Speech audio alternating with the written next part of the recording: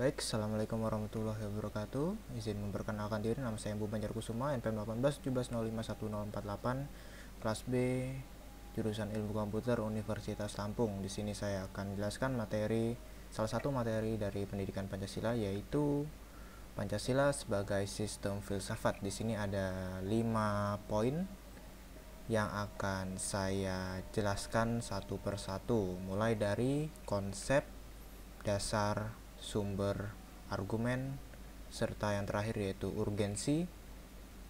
Kenapa Pancasila bisa disebut sebagai sistem filsafat? Oke, langsung yang pertama yaitu konsepnya. Istilah filsafat atau filosofia yaitu diambil dari bahasa Yunani yang artinya cinta akan kebijaksanaan. Pengertian filsafat Pancasila secara umum yaitu hasil berpikir atau pemikiran yang sedalam-dalamnya dari bangsa Indonesia yang dianggap, dipercaya, dan diyakini sebagai kenyataan, norma-norma dan nilai-nilai yang benar, adil, bijaksana, dan paling sesuai dengan kehidupan dan kepribadian bangsa Indonesia. Demikian itu konsep Pancasila sebagai sistem filsafat. Kemudian kita masuk poin kedua, yaitu dasarnya. Sini ada 3. Yang pertama yaitu dasar ontologis Pancasila, di mana ini menunjukkan secara jelas bahwa Pancasila itu sendiri benar-benar ada dalam realitas dengan identitas dan entitas yang jelas. Melalui tinjauan filsafat, dasar ontologis Pancasila mengungkap status istilah yang digunakan, isi dan susunan sila-sila, tata hubungan serta kedudukannya. Dengan artian lain, pengungkapan secara ontologis itu dapat memperjelas identitas dan entitas Pancasila secara filosofis. Kemudian dasar yang kedua yaitu epistemologis Pancasila. Landasan epistemologi Pancasila digali dari pengalaman dan dipadukan menjadi suatu pandangan menyeluruh kehidupan bangsa Indonesia. Pancasila secara epistemologis dapat diuraikan sebagai berikut, di mana sila ketuhanan yang Maha Esa digali dari pengalaman kehidupan beragama bangsa Indonesia sejak dulu sampai sekarang.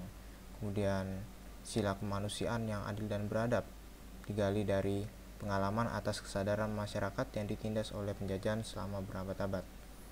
Itu contoh dari 2 silanya.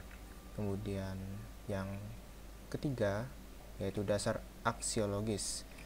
Ini terkait erat dengan penelaahan atas nilai. Dari aspek aksiologi, Pancasila tidak bisa dilepaskan dari manusia Indonesia sebagai latar belakang, karena Pancasila bukan nilai yang ada dengan sendirinya atau pemberian atau berkat, bukan itu, melainkan nilai yang diciptakan atau bahasa Inggrisnya created value oleh manusia Indonesia itu sendiri. Nilai-nilai dalam Pancasila hanya bisa dimengerti dengan mengenal manusia Indonesia dan latar belakangnya. Demikian itu ketiga dasar Pancasila sebagai sistem filsafat. Kemudian poin yang ketiga yaitu sumber. Sini ada 3 sumber. Yang pertama yaitu sumber historis, bisa diambil dari masing-masing silanya. Yang pertama, ketuhanan yang Maha Esa, di mana sejak zaman dahulu hingga kemerdekaan Indonesia, masyarakat Nusantara telah melewati ribuan tahun pengaruh agama-agama lokal dari Hindu, Buddha, kemudian Kristen, Katolik, dan Islam. Itu semua sudah dilalui oleh Indonesia sejak ribuan tahun lamanya. Kemudian sila kedua yaitu kemanusiaan yang adil dan beradab. Komitmen penertiban dunia berdasarkan kemerdekaan, perdamaian, dan keadilan sosial, serta pemulihan hak-hak asasi manusia dalam suasana kekeluargaan kebangsaan Indonesia. Kemudian persatuan Indonesia adalah sebuah bangsa besar yang mewadahi warisan peradaban Nusantara dan kerajaan-kerajaan bahari terbesar di muka bumi. Kemudian sila keempat, di mana kerajaan-kerajaan pra-Indonesia adalah kerajaan feodal yang dikuasai oleh raja-raja autokrat. Kemudian sila kelima yaitu demi impian masyarakat yang adil dan makmur, para pejuang bangsa telah mengorbankan dirinya untuk mewujudkan cita-cita tersebut. Demikian ini poin sumber historis. Kemudian sumber sosiologis. di mana sebagai sistem filsafat Pancasila itu saja dibagi dalam dua kelompok. Yang pertama yaitu kelompok masyarakat awam yang memahami Pancasila sebagai sistem filsafat yang terdapat dalam agama, adat istiadat, dan budaya sebagai suku bangsa di Indonesia. Kemudian ada kelompok satunya lagi yaitu di mana masyarakat ilmiah atau akademis yang memahami Pancasila sebagai sistem filsafat berlandaskan teori-teori yang bersifat akademis. Ada yang mendasar, ada yang teoritis. Begitu pemahaman untuk sumber sosiologisnya. Kemudian yang ketiga yaitu sumber politis, di mana sebagai sistem filsafat dapat diklasifikasikan ke dalam dua kelompok. Kelompok pertama meliputi wacana politis tentang Pancasila sebagai sistem filsafat pada sidang BPUPKI, sidang PPKI, dan kuliah umum Soekarno antara tahun 1958 dan 1959 tentang pembahasan sila-sila Pancasila secara filosofis.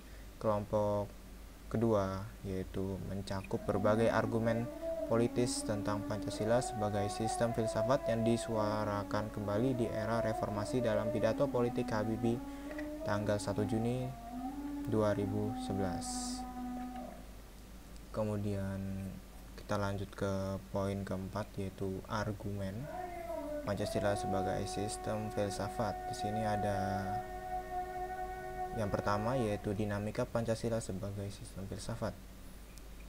Diawali pada masa Soekarno yang lebih menekankan Pancasila sebagai filsafat asli Indonesia yang diangkat dari akulturasi budaya bangsa Indonesia. Kemudian dilanjutkan oleh pada masa Soeharto di mana kedudukan Pancasila ini sebagai sistem filsafat berkembang ke arah yang lebih praktis. Kemudian dilanjutkan di era reformasi di mana Pancasila sebagai sistem filsafat bergema dalam wacana akademik termasuk kritik dan renungan yang dilontarkan oleh Habibie dalam pidato 1 Juni tahun 2011. Kemudian yang kedua yaitu tantangannya. Ada dua tantangan Pancasila sebagai sistem filsafat yaitu kapitalisme yang pertama, di mana kapitalisme ini menekankan kebebasan pemilik modal untuk mengembangkan usahanya dalam rangka meraih keuntungan yang sebesar-besarnya, sehingga menimbulkan berbagai dampak negatif diantaranya yaitu monopoli, gaya hidup konsumerisme, dan lain-lain. Kemudian tantangan kedua yaitu komunisme yang menekankan dominasi negara sebagai pemilik modal, sehingga menghilangkan peran rakyat dalam kehidupan bernegara. Kemudian poin terakhir, urgensi. Ini ada 4. Yang pertama yaitu memulihkan harga diri bangsa Indonesia sebagai bangsa yang merdeka dalam politik, yuridis, dan juga merdeka dalam mengemukakan ide-ide pemikirannya untuk kemajuan bangsa, baik secara material maupun spiritual. Yang kedua yaitu membangun alam pemikiran yang berakar dari nilai-nilai budaya bangsa Indonesia sendiri sehingga mampu dalam menghadapi berbagai ideologi dunia. Yang ketiga yaitu menjadi dasar pijakan untuk menghadapi tantangan globalisasi yang dapat melunturkan semangat kebangsaan dan melemahkan sendi-sendi perekonomian yang berorientasi pada kesejahteraan rakyat yang banyak. Kemudian yang urgensi terakhir yaitu menjadi way of life atau cara hidup sekaligus way of thinking atau cara berpikir bangsa Indonesia untuk menjaga keseimbangan dan konsistensi antara tindakan dan pemikiran. Demikianlah ini urgensi dari Pancasila sebagai sistem filsafat Indonesia. Dan demikian materi yang dapat saya sampaikan mengenai Pancasila sebagai sistem filsafat. Kurang lebihnya saya mohon maaf. Saya akhiri. Wassalamualaikum warahmatullahi wabarakatuh.